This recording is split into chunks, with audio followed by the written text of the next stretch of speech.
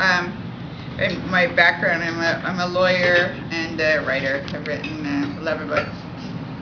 This is the only one on money. I spent six. Where's my book? That's Web of Debt. It's my 11th book. It took me 6 years to write. Tony Decker helped. She was my best editor. She was really good. So the subject, the basic subject is that all of our money is created by banks. We've lost control of our money. Most people think that the government creates money, but that's not true. All money except coins is created by banks when they make loans. And coins compose only 1/10,000th of the money supply. Assuming if you count M3, assuming that's M1, M2, M3, that comes to 14 trillion roughly. Nobody knows for sure because they quit reporting M3.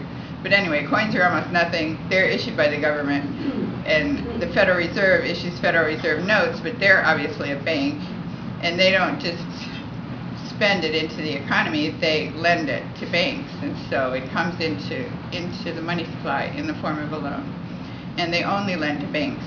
When the well, they've done this QE2 now, but even there, they had to buy the bonds on the open market. They're not allowed to buy directly from the federal government, because the thought is that if the Fed could fund the federal government directly, that Congress would spend too much. So what they do, of course, is spend too much, and then they have to go through the bond dealers, which means that these big banks get a cut instead of getting it directly from the Fed. In December, we learned that $12.3 trillion had been fronted by the Fed to bail out these big banks. That was $9 trillion in liquidity, or sorry, $9 trillion in short-term loans and $3.3 trillion in liquidity. So that the bailout itself was what Congress approved was only $700 billion, and then with pork it was $800 billion. So obviously that's not taxpayer money. I mean, we don't have $12.3 trillion. But so what it was just money created on the books of the Federal Reserve, which is how all banks create their money. They just create it as a credit on the books or a debit on the books. And those loans theoretically were paid back. Mostly they were paid back. But the problem, the catch was they were getting the money at 0.2% interest.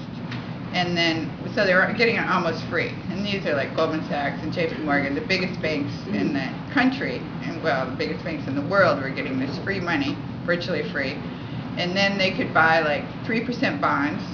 I mean, that was the safest thing to do. You just turn this money over into government bonds. So basically, we the taxpayers are paying 3% guaranteed, can't fail money to the banks. Or they would buy Chinese companies, or invest in companies that are taking our labor force, or taking our jobs, so our laborers don't have work, or they're speculating in commodities, driving up our prices, or they're investing in hedge funds that are shorting companies, which is putting companies out of business, which is again killing the labor force, or causing job loss. So they're not helping us, and this is our money that is allowing them to do what they do.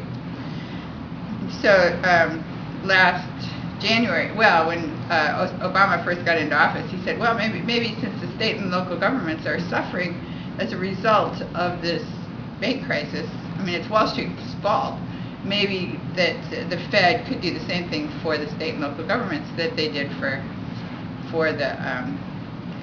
Wall Street. And so just in this January, Ben Bernanke said, no, we're not going to do that. He said, it's not because they didn't have the money. It would take $191 billion to fix all the deficits, or all the budgets of all the states. But it was because it's not in their mandate. The Federal Reserve is there to serve the banks, and if you're not a bank, you don't get to dip into this pool. So this was when I saw that, or when I in 2008, when the Lehman Brothers collapsed and we had this big credit crisis, I learned that there was one state that had totally escaped this crisis. They've still totally escaped. That's North Dakota. It's the only state in the country that has its own bank. So they have all the perks of Wall Street. They have duplicated this whole system in their state. So they're not dependent on the Wall Street banks. They're not dependent on the Federal Reserve. The Bank of North Dakota services the local banks in the same way that the Federal Reserve services Wall Street.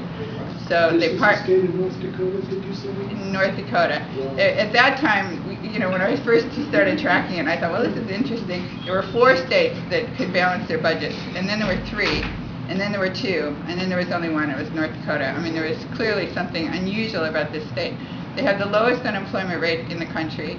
They have the lowest default rate on loans, and they have the most local banks per capita. So it obviously doesn't hurt them to have this. The Bank of North Dakota doesn't compete with them, it partners with them. It helps them with their liquidity requirements, it helps them with their capital requirements. So it allows them to do things to service projects that they otherwise couldn't do. That Wall Street banks are not interested in the small business, they're not interested in homeowners. They have bigger fish to fry. But the local banks can't do it either because they're too small. They don't have the capital base for these like housing projects, and they don't have the liquidity for it. So the Bank of North Dakota serves that function. So I started writing about this 2.5 years ago and speaking about it, and I got flooded with emails.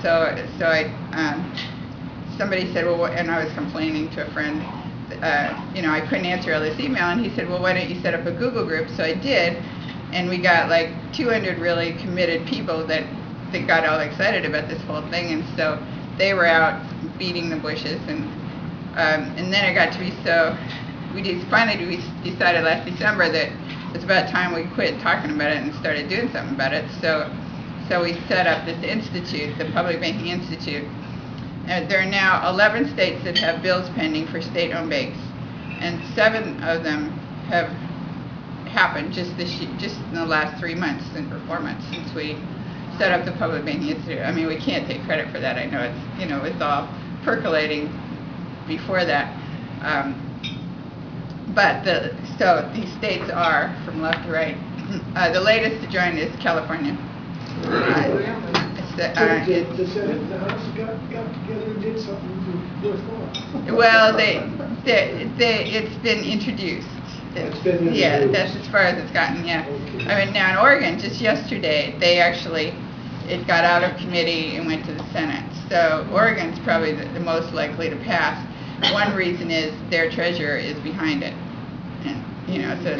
And also they've been working on it for 2 years, and I hate to say they tend to be Republicans, and they're working with the local bankers and the small business and explaining to them why this is good for them.